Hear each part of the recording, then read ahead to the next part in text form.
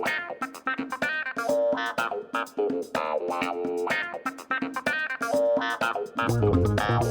everyone, welcome to another episode of Lever Time. I'm David Sirota. On today's show, we're going to be talking about a topic that's been simmering beneath the surface of our national conversation, yet it holds profound implications for our society. We're talking about the crises facing men and boys in America. Unfortunately, the American right has dominated the conversation about this topic, and some folks on the left just try to avoid it for fear of being criticized for daring to talk about men and masculinity, as if talking about that topic is somehow insulting or unacceptable.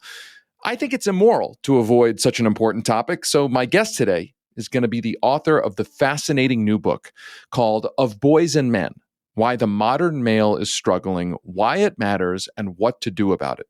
We explore the data showing that men and boys as a group in America are struggling in distinct ways, and how the failure to address these very real problems is inadvertently fueling the growth of alt-right groups. For our paid subscribers, we're also always dropping bonus episodes into our Lever Premium podcast feed. Last week, we had an interview with economist Isabella Weber, one of the first economists to raise the alarm about profit-driven inflation. If you want access to our premium content, head over to levernews.com and click the subscribe button in the top right to become a supporting subscriber. That will give you access to the Lever Premium podcast feed. It gives you access to our exclusive live events, and it gives you access to even more in-depth reporting. And of course, you'll be directly supporting the investigative journalism that we do here at The Lever. Producer Frank is out of town on vacation the next couple of weeks, so we're going to go directly to our interview this week. My guest today is Richard Reeves. He's a senior fellow at the Brookings Institution, and as I said, the author of the book Of Boys and Men: Why the Modern Male is Struggling, Why It Matters, and What to Do About It.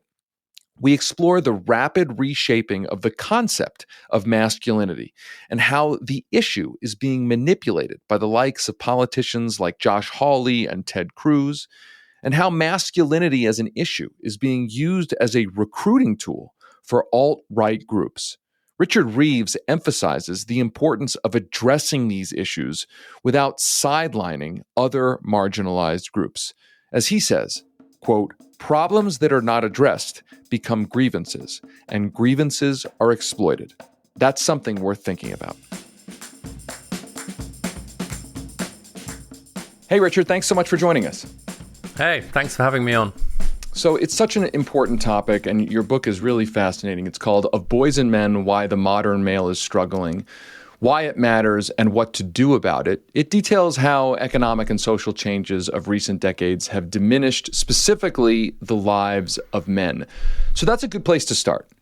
What are some of the most telling statistics, telling signals that the modern male is struggling, and specifically struggling as a group, as distinct from the struggles of sort of the population writ large?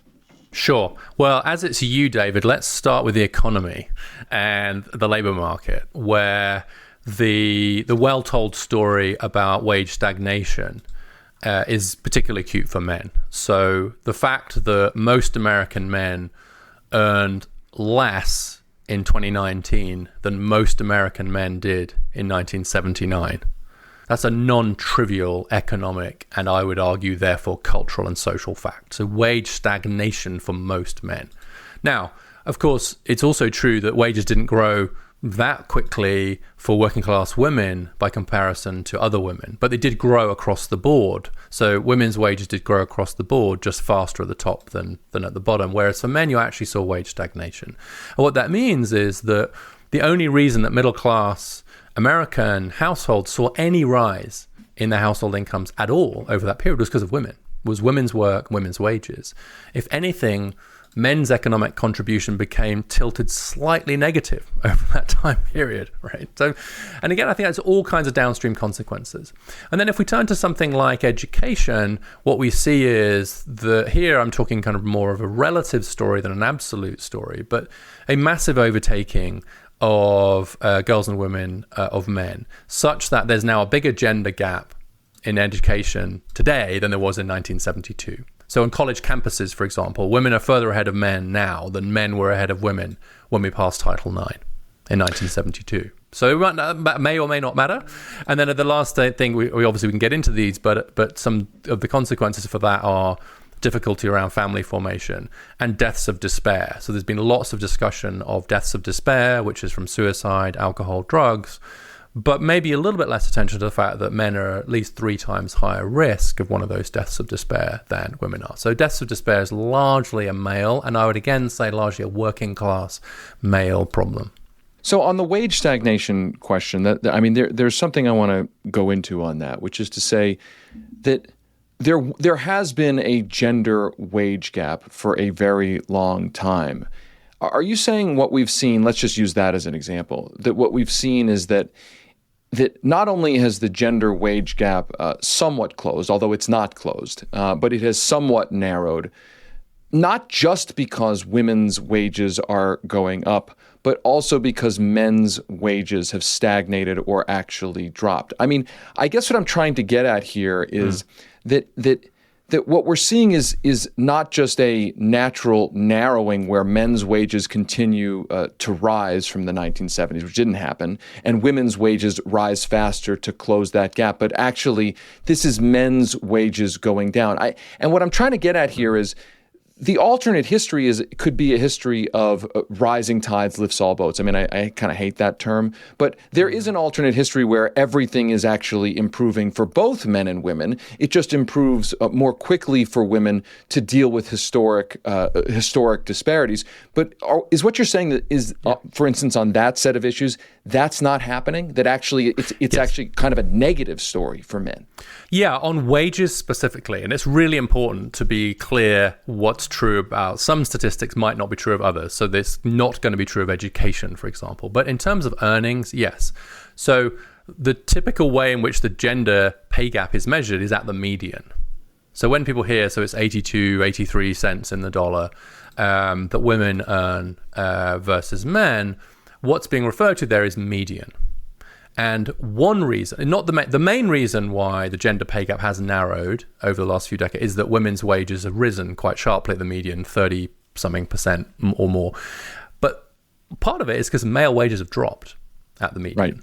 Right. So it's that's not the main reason for the rise in narrowing, but it's one of the reasons. And I don't think it's controversial to suggest that that's bad news. And that if we'd seen like similar levels of women's wage growth at the median, and we hadn't seen wage stagnation for men, actually, it's not clear to me that would have been a worse world, right? And so I don't think many people want to close the gender wage gap by crashing male wages. Right? No one wants that.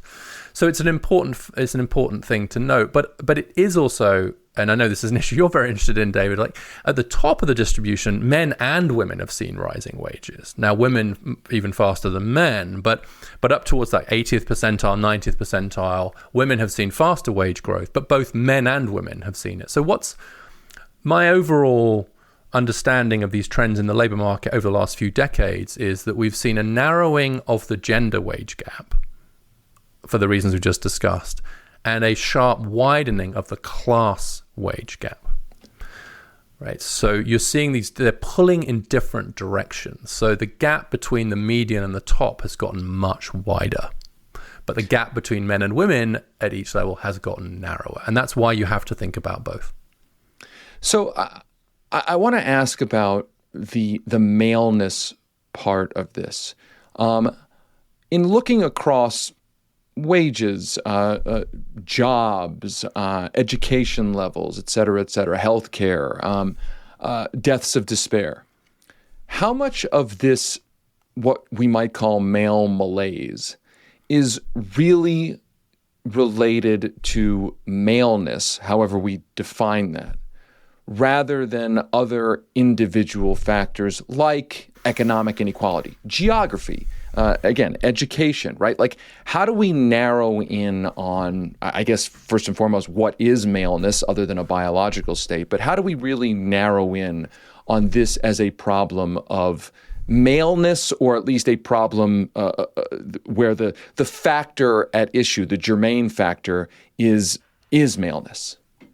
So there's two different ways in which we could get at this. Like, one is just men as defined as male in the relevant data set. Okay. Right. And then another is like, what do we mean by male, which is a whole different set of questions. But for example, when we just talked at some length about the gender pay gap, well, in order to measure the gender pay gap, you have to measure the wages of both women and men defined in a binary and then compare them. Sure. So this, I think it's a great question. And look, it's not going to be a surprise from someone who just wrote a whole book about boys and men and is now I've now set up a new organization to work on the issues of boys and men, is going to say there's enough evidence that some of these problems, a number of them, do break quite strongly along male-female lines as to justify the attention on men in particular. But in the end, I think it's an empirical question that sometimes gets confused for a cultural question.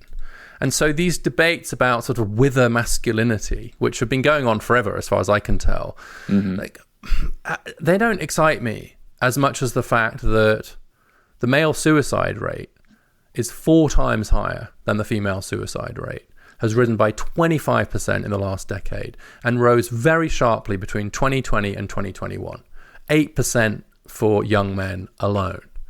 And there wasn't an increase for women. Now, that isn't to say that female suicide isn't a problem. Of course not. And we'd never say that if it was the other way around, but it is to say, okay, when you see a 4-fold gap, okay, and what sometimes people will say, well, I'm drawing attention to the gaps in education, some of which are, the data I referred to earlier. People will say, well, no one cared when it was the other way around, when women were that far behind men. And to that, my honest answer is, yeah, people did care.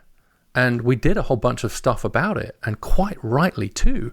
We passed laws, we had significant campaigns to try and overcome it. Like we looked at those gaps in education and said, hold on, that doesn't look right, and did something about it. And so to some extent it becomes an empirical question as to is there enough of a gender gap here on whatever the issue is to say, yeah, we should look at that. And I would say the same is true the other way around. For example, there are lots of issues, the gender pay gap we've just talked about. Just because 40% of women earn more than the average man now doesn't mean there isn't still an issue about gender pay gaps. And by definition, that's mostly about women. And there are lots of other issues, access to capital. Right. I mean, both things can be true at the same time, right? I mean, exactly. There can be a problem with a gender pay gap, and there can be a problem with what you're talking about when it comes to men actually having their wages go down. Two things can be true at the same time. It's just seeing that pattern. So, as a sort of bit of a wonk, I'd look at the data and I'd say, is there a strong enough pattern here to make you think, okay, this is worthy of looking at it through that lens? And if it doesn't pass that test, okay. And there are a whole bunch of issues where you're like, actually, there isn't much to see here in terms of gender, right? But there are other issues where there clearly is in one direction or the other. And then I think we should be gender sensitive. That said, we should, of course, also look at how that intersects by class, by race, etc. So we might talk about the gender pay gap, but we shouldn't forget the fact that white women now earn a lot more than black men, and even more than black women, right? And that wasn't true in 1979. So white women have seen very strong increases in their wages, such that there's now, for every dollar earned by a white woman, a black man earns about 84 cents, which is similar to the gender gap. Now, the point of that is not to say that the gender gap isn't important and real. It is just to say that it's very important that we don't look at these things just through one lens, but try to look at them through different lenses. Yeah, and our media and political culture is always looking for zero sum. Oh, if you're talking about this problem, it means it implies you don't care about this other problem. Yeah. It's like, actually, there can be multiple problems, right? Yeah. We can one problem. Yeah. Yes, we certainly do have more than one problem. So let's go to what is, in your view, fueling this dynamic. Is it mostly the economic issues that you mentioned? Does it have to do with the changing nature of our culture? Is it something in our politics? When you look at all the data in the reporting that you did in your book, where do you come out with on 2, 3, 4 really driving factors of this, all of these problems that stack up as particularly or acutely problems in the male population? Well, the way I'd probably put it under three headings. Number one is that almost independently of everything else, the education system just isn't doing very well by lots of our boys and men now. And I think in some ways decreasingly well. We've had a 10 percentage point drop in the share of male teachers, incredible underinvestment in apprenticeships and vocational forms of learning, which everything else equal tend to be better for boys and men, and all kinds of changes in school environments that just mean that we're not serving very well. It's not to suggest, of course, that there aren't plenty of girls who aren't being served well too, but overall, education as just a problem in and of itself. Now, that then means that more young men hit the labor market or college or whatever, just less well prepared as a result of the education system. So they come out of the education system less well prepared, which is one of the reasons, by the way, that the single biggest risk factor for dropping out of college, controlling for everything else, is being male. Which is one reason why many colleges aren't all that thrilled about, they don't want men from a dropout point of view, because men are much more likely to drop out than women. But that's predicted by what's happened in high school. So they struggle through education. They might struggle to land in the labor market. And then the second bucket is the labor market has been transformed in the last 40, 50 years in such a way as to make it much more difficult for men with modest levels of education to do okay. And we could have a very long, this is an area that I know you know a lot about, but like as to why that is, globalization, deunionization, loss of all kinds of jobs, etc. It's not because women came into the labor market, it's because of these other external shocks to the labor market. So that's bucket number 2. So that means men are kind of struggling in the labor market. And then bucket number 3 is the most contentious one in a way, which is the fact that women have seen such a massive increase in their economic independence means that the very basis upon which men and women form families and relationships has been significantly transformed. In the space of not much more than a generation, the kind of presumption of the male breadwinner has been largely unraveled, and in my view, great thing. However, I think that has left a lot of men struggling to catch up with a culture where their role as a breadwinner has first of all been undermined by economic brute facts, and then has been undermined by changes in their relationship to women, and they've come into it ill-served as well. So you have underskilled men facing a labor market that's become a bit more hostile than the one their dads faced, and women who are saying, well, I might not need you. And I think all of those then feed off each other. And I think obviously, at least I'm old enough to feel like, and I'm 47 years old, Gen X, I'm old enough to feel inside of that cultural transition in this way. I remember as a kid, the cultural messages of the single male breadwinner model you saw on TV, it just, pervaded the culture. And my life has, sort of traversed the transformation of that, but those messages were baked in at an early age, right? So you're taught one way, hey, this is the way the world works, and then when the world doesn't work that way, you can imagine that some guys don't adjust or have trouble figuring it out or don't want to adjust. So I guess that's a follow-on question, which is how much of what you've tracked about the crises facing men, how much of it do you think is kind of transitory? In other words, a momentary crisis of a culture in transition versus something that may end up being, or that could end up being more permanent? Well, you've framed it perfectly, in my view, in terms of this cultural transition and the difficulties that we face. And I have changed my view on this quite significantly.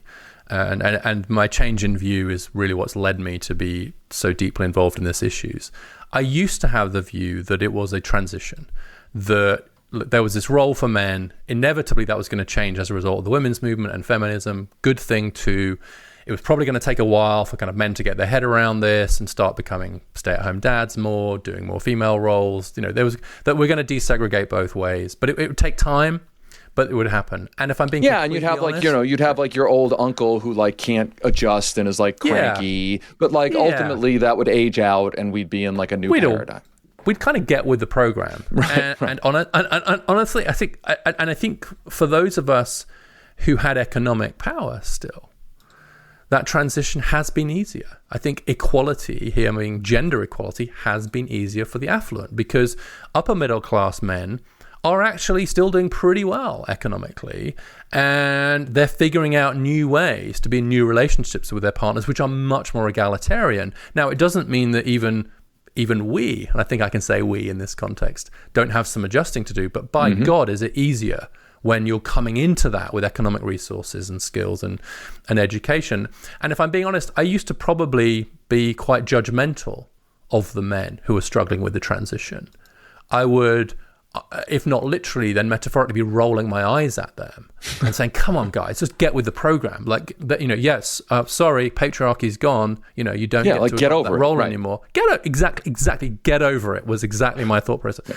And the more I looked at the data and the more I looked at just how fucking difficult it is for a lot of these guys to make this transition, especially those without economic power, the more I've realized that is actually not a helpful framing.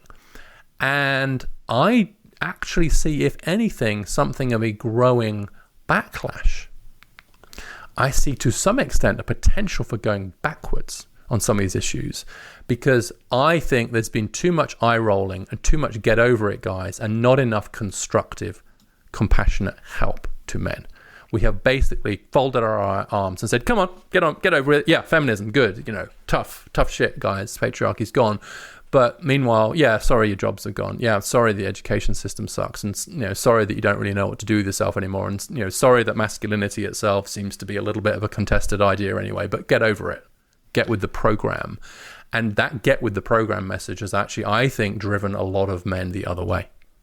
Listen, I agree with that, and I would add one thing to it, which is that I think not only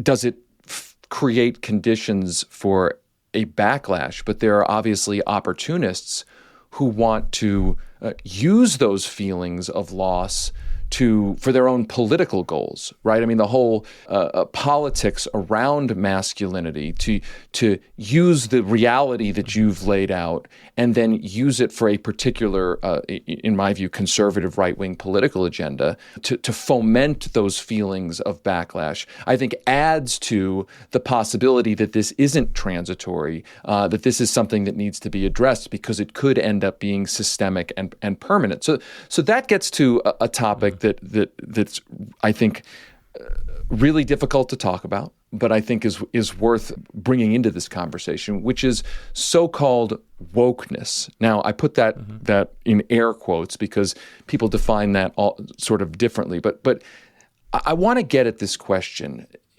and the question is about the sense of lost privilege at play, as politics and culture have been more attuned to righting historic wrongs with a big focus on empowering and celebrating gender, race, sexuality, identity. There was this scene in the TV show White Lotus in which the mother at one point, and the brilliance of that show is that you don't know if you're sort of supposed to laugh at it and eye roll it, but there's also a quasi bit of truth there, where this sort of affluent mother is talking to her daughters about their sort of disaffected son who can't fit into the world, and she says something to the effect of, it's not easy to be like a white male kid or a white male young adult coming into this world, and you're sort of half eye rolling it because white men are not the oppressed minority, but there's also a bit of truth there. And I think the truth that it's trying to get at a little bit is the idea that in trying to right historic wrongs and inequities, gender, race, sexuality, that there's sort of being a, quote, white male is now a kind of cultural epithet.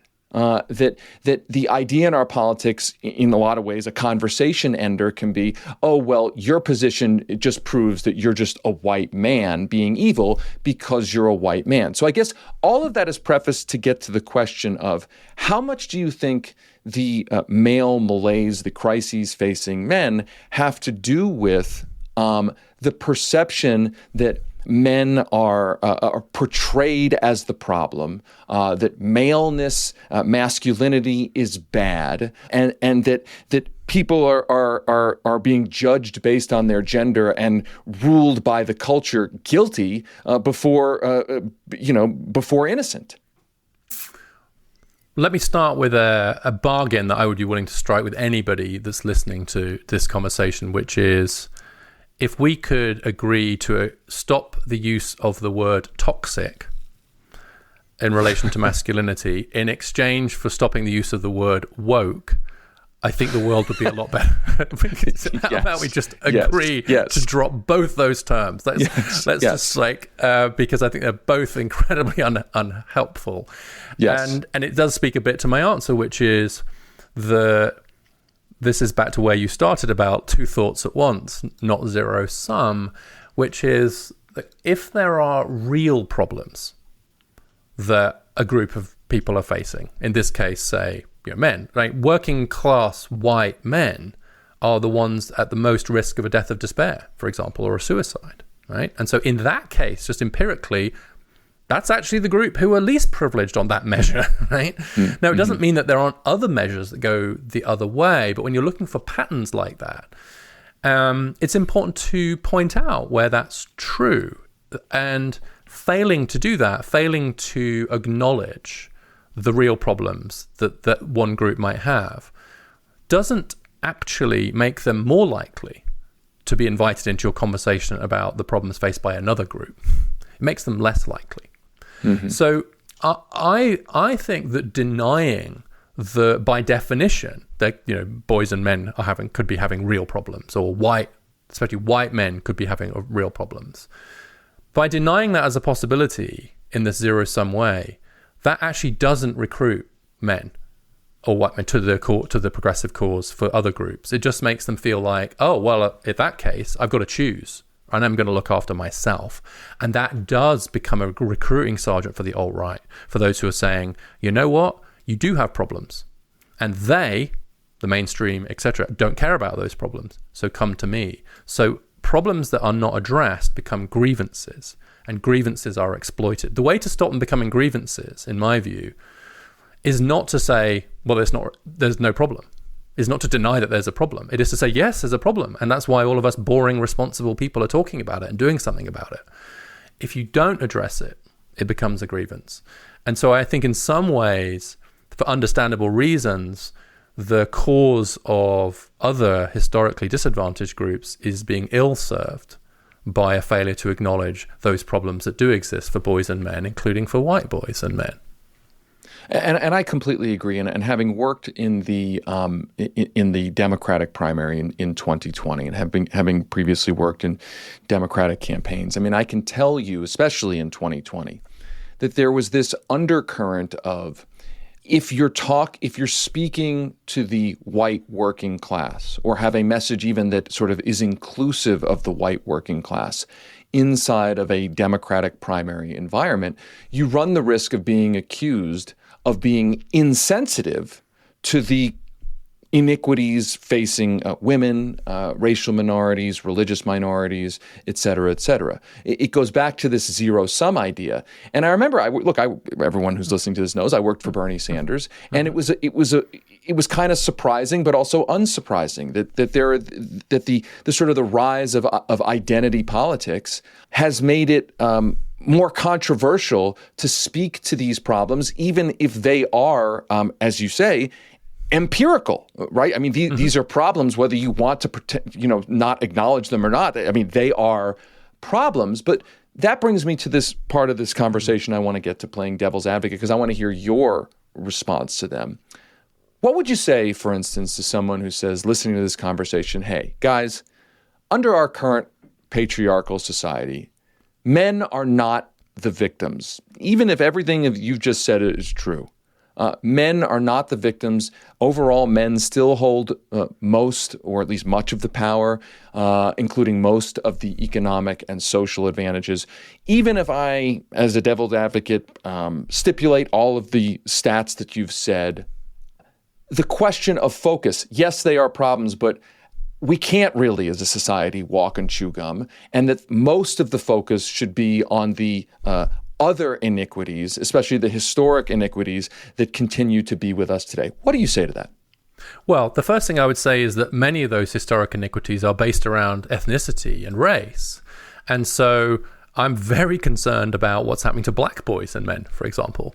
And I have a significant amount of work going on that front. And so it seems pretty clear that on lots of different measures, if you take an intersectional approach, that actually black boys and men are significantly worse off in lots of empirical ways than black girls and women, which is not the same as saying that all is rosy for black girls and women, but it is to say that if you're interested in certain issues like upward mobility, black women are as upwardly mobile as white women. But black men are not as upwardly mobile as white men, which is why, this is Raj Chetty's work, all of the black-white gap in economic mobility is explained by men. All of it.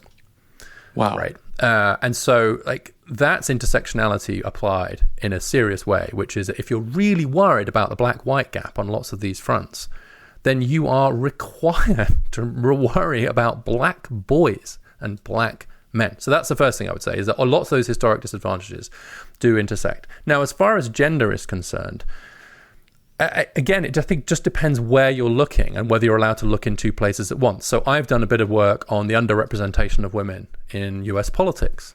And this is something you know much more about than I do.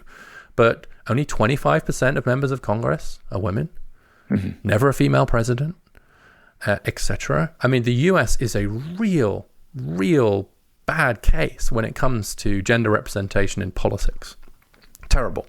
Venture capital money, only 3% of it goes to female founders. We still have boardrooms that are still strongly tilted. But there's been huge progress in boardrooms, by the way, that sometimes isn't acknowledged, but nonetheless, much further to go. So is all of that true? Yes. Are those positions of power right at the apex of society still tilted very strongly male? Absolutely. Should we be doing things to address that? Absolutely. I actually suggested quotas around women in politics. I think it's because the representation is so important. Can it also be true that we have this massive crisis in suicide rates among our young men? Can it also be true that we have that only 60% of black boys graduate high school on time in Michigan? Can it also be true that male wages are stagnating? Can these things also be true? Yeah. So then if you're inviting me to say, is it more important that male wages are stagnating than that we don't have enough members of Congress who are female? I honestly don't know how to answer that question because I refuse to choose. It just, anybody that tells me I have to choose, it seems to me, is the enemy. I'm not playing that game because I care about both. Well, and to be clear, I think a lot of people who are listening to this podcast are politically minded listeners. You can pretend this isn't a problem, but elections aren't going to pretend this is a problem. If all you care about is elections, I mean, here's a stat. It's an incredible stat. Support for the Democratic presidential candidate in 2020 reached a new low among black men in the 2020 election. That's according to an NBC News poll. 80% of black men still supported Joe Biden, but that is down from Hillary Clinton and down from Barack Obama. So in other words, Donald Trump made, it was, I guess, in the size of the country, not huge, but sort of over the course of elections and how, elections go, a very large shift in black male support to the Republican presidential candidate. And I bring that up only to say that even if you don't want to acknowledge this set of issues on its merits, if you care about just, the outcome of elections, therein is something that you should care about, even if you don't care about sort of the individual issues that we're talking about. That it's clearly that this issue is clearly being reflected in national elections. So the other devil's advocate question I want to ask is to go even further. What if it's something about maleness or the male American experience and population that actually is the problem? So this comes up a lot in the discussion of mass shooters. We don't see a lot of, if any, female mass shooters. We all know the basic profile of the male shooter. It's a young, typically white male. And there's an argument that it has something to do, that maleness, American maleness, or masculinity as it's defined, is the problem. Now, I know my feelings on this, but I'd like to hear your response to that. Well, I would be more convinced of that if I didn't see very similar trends around the world, including the education trends. So Scandinavia, for example, has the biggest gender gaps in education. And this relates a bit to one of your earlier comments about identity. That's why Norway has now established a government commission on boys and men. Norway. And honestly, I think one of the reasons that's not controversial in Norway is because nobody thinks the Norwegians hate women. Or want to kind of roll back the tide on any of that gender stuff, but they are looking at it. They have a 20-point gap in college graduation rates in Norway. I mean, there's a lot of panic in the Scandinavian countries about what's going on. But I would say in terms of the male, so the difference between the US and other countries is the availability of guns. Sure. Honestly, to be very blunt about it, and so that does cause that causes all kinds of problems. Now, the mass shootings that you referred to are obviously hugely tragic and quite rightly get lots of attention. And you're right, they're predominantly men. And in fact, men account for 95% of all violent crimes across the board in every country, in every period of human history. So that shouldn't surprise us. And that does speak to some real differences between them. But also white men especially take their own lives with guns. And so it is actually gun-driven suicides, and it's one of the reasons why the male suicide rate is so much higher. And so there's an interaction here between the availability of weapons of a particular kind. But I want to broaden it out and ask this question: is it, looking at that, can we surmise that something, frankly, physiological, biological, about masculinity and maleness is the problem, or is it a situation, or do you believe it's a situation where all of the problems that you've laid out, all of the challenges that you've laid out facing men right now is expressed in these problems? In other words, all of the problems, the economic struggles, et cetera, that men are facing, the outgrowth of that is everything from suicide rates to deaths of despair to mass shootings, et cetera, on men. Like, it's kind of a chicken or the egg question. Yeah, you've ended in the right place, I think, which is how do you know is the chicken and egg problem. But I would say that I don't like to start any of these discussions with a prior that masculinity is the problem, which is, I think, what underpins some of the toxic masculinity debates, etc., like whatever term you want to use. And instead, I think it's better to look at the data, see what's happening, and then say, okay, so what's driving that? And then say, is that partly about what's happening around masculinity? So, for example, let's talk about crime.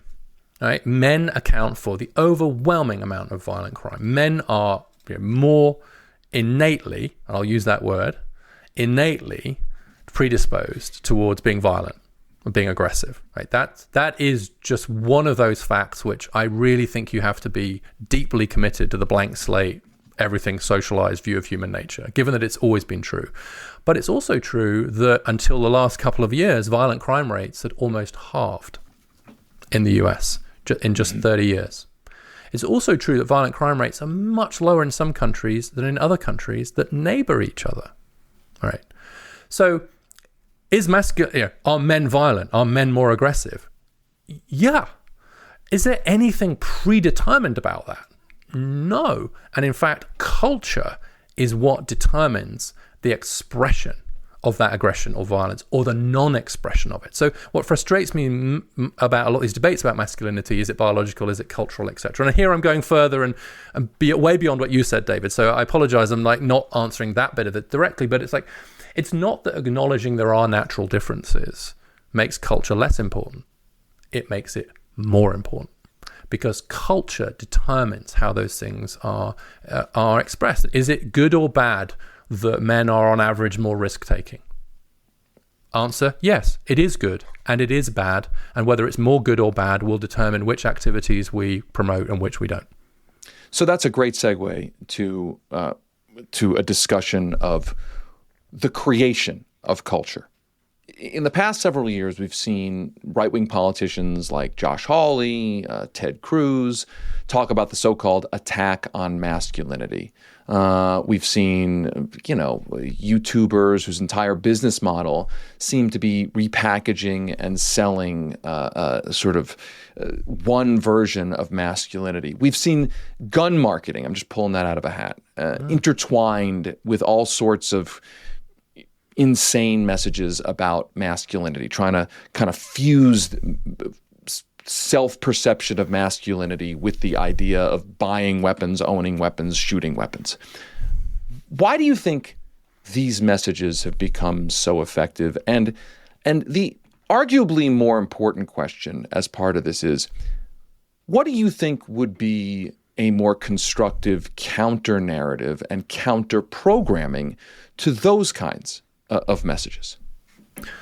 I think they're effective because, firstly, they identify, and Hawley's a great example of this, they identify some real problems. So if you read some passages of what he has his own book and his own speech, actually I'm like, yeah, that's the same data that I've got. Mm-hmm. Mm-hmm. Yes, I'm with you so far, Senator. But then what he does is he says, yeah, these men are struggling, and you know why? And he doesn't say because of what's happened to the economy or because of what's happening elsewhere. He says because of the left.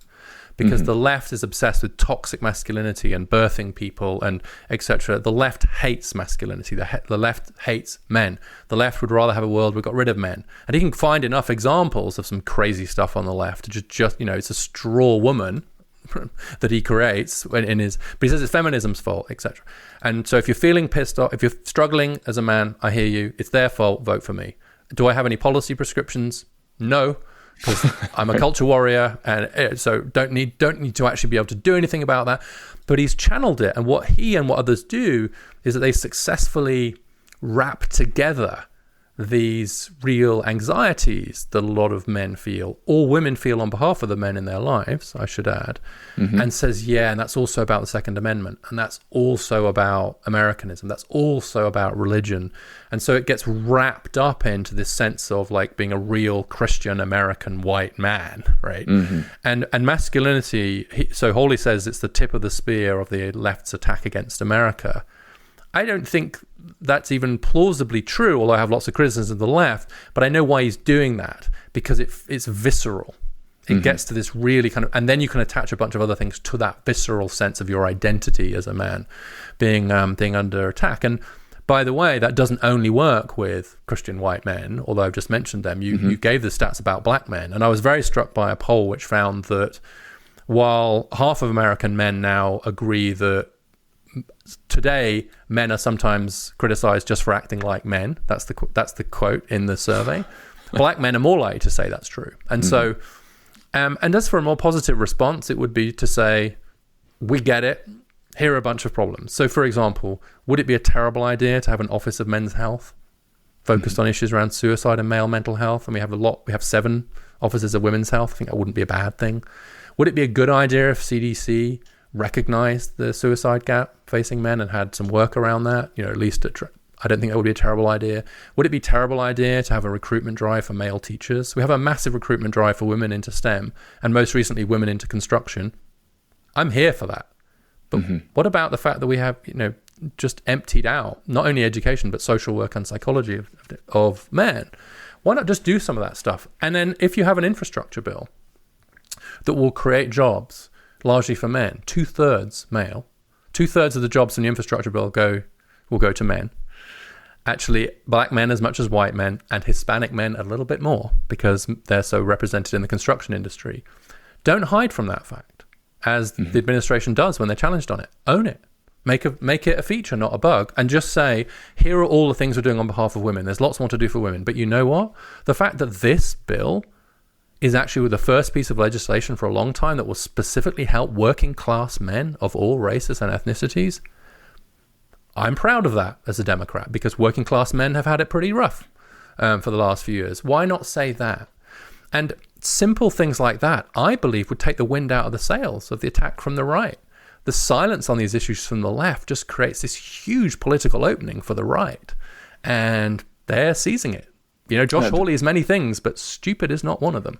Yeah, they are definitely seizing it, and as I said, I go back to those election results. I mean, Donald Trump increasing Republican margins among black men. They are definitely not only the rhetoric is finding some more a more receptive audience because of, in part, the silence from the Democrats and the broader left. Okay, so we've talked about the problems.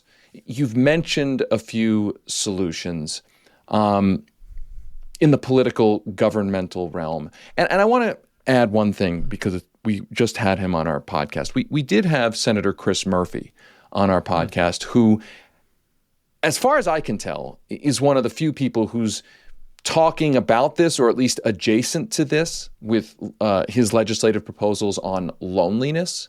I feel like a lot of what he's saying has to do with what you're talking about, loneliness, disaffection, et cetera, et cetera. So I think at least there's one senator who seems to be thinking about it. But I guess beyond what you've laid out, is there anything else that we need to be doing as a society to address these problems right now, the problems that you diagnose? Is there any one person or organization that you would point to that you would say, yeah, that is the right way forward, that is the path forward, that is a constructive model to be replicated and expanded? Well, I'll start with some of these institutional and leadership roles. So Senator Murphy has been publicly talking about this. He's been kind about my book and said we cannot cede this ground to the right. I was just on the Surgeon General's podcast talking about male mental health, and he's very interested in these issues and leaning into it. And so I think there are a number of people now who are realizing, for a mixture of political and policy and perhaps personal reasons, that this is not a space we can ignore any longer. And in a sense, just need to talk about it in the right way. So a congressional caucus on boys and men is not a terrible idea. I've already mentioned an office for men's health. Most states have a commission on women or a commission on women and girls, focusing on the specific issues through that lens. Washington state, obviously a blue state, is considering a commission on boys and men. That's coming up for the next legislative session. I think that would be great, and I can imagine other states would follow suit to go alongside the existing one for women and girls, not get rid of it. So there's some people on the right who are saying we should get rid of all these commissions, but I think a much more sensible approach is to do both.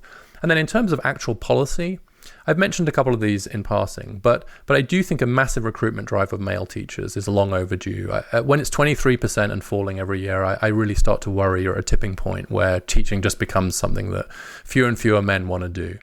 No, and by the way, can I just add to that? Just echo that, because look, I have I have children. One of my children is a boy. I think it's important for him to. He's got great teachers, a lot of women teachers, great, some men teachers. I think it's good for kids to see both genders in role model leadership roles at a young age. Absolutely. I mean, I think it was Gloria Steinem who said, look, how do children learn about the roles of men and women? Well, in those early years, and especially in education. I mean, early years education is a male-free zone. And in fact, it's sort of between 2 and 3% of early years educators are male. And one of my stylized facts is that as a share of the occupation, there are only half as many men in kindergarten as there are women flying US military planes. So we have we have twice as many female fighter pilots as we do male kindergarten teachers. And I'm all here for female fighter pilots. The more the merrier. I just want the ones who are good at shooting down the other ones or whatever. But again, I think it's not good if we just see, and elementary schools, there are only 1 in 10 there, and there's a number of elementary schools where there are no male teachers. So, and interestingly, I was just looking at the data on this recently. Whilst the share of male teachers in public schools has continued to decline, it's just started going up in private K-12 schools. So that's interesting. That's early days, but I'm starting to think, are some of the men starting to vote with their feet? Or are those private schools starting to react a little bit to parental demand? They're starting to say, look, if you want your son, especially, to be in a place where there are male teachers, male social workers, there are half as many as there were 20 years ago. Psychologists, half as many. We've got to do something to reverse the trends in those directions. But also the issue that you touched on a few minutes ago around fatherhood. I find it quite extraordinary that we've now given the military 3 months paid parental leave for mothers or fathers, or technically birthing or non-birthing parents. But dads in the military get 3 months of leave. What about civilians? Like, what are the lessons there for the rest of the labor market? What message do we send to fathers when we don't give them time off to be with their kids? I mean, just like, and the fact that, I mean, Heather Boucher, who's in the Council of Economic Advisors, has written a lot about this. And the fact that our labor market institutions are so unreformed by comparison to the changes in our family life is extraordinary. It's unbelievable to me that now most families, if they have both parents, they're both working. And the labor market continues to act almost like nothing happened. Right, so that just the failure to just give more flexibility, more leave, etc., is just is huge, and that has to be for dads as much as for mums. This message about fathers has been lost between a right that insists, of course, dads matter if they're married, and a left that has sometimes, frankly, been a bit reluctant to talk about the importance of fathers for fear of offending same-sex parents or saying single mums aren't doing a good job or whatever.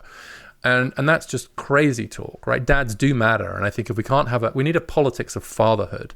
And I think that would go a long way, actually, to addressing some of those concerns we had earlier, because there's a lot of dads out there who see being a father as very important, and they don't hear enough from our leaders about that. Richard Reeves is a senior fellow at the Brookings Institution and the author of the book called Of Boys and Men: Why the Modern Male is Struggling, Why It Matters, and What to Do About It. You can find his work at richardvreeves.com. Richard, thank you so much for taking the time with us today. Thank you, David. Great conversation.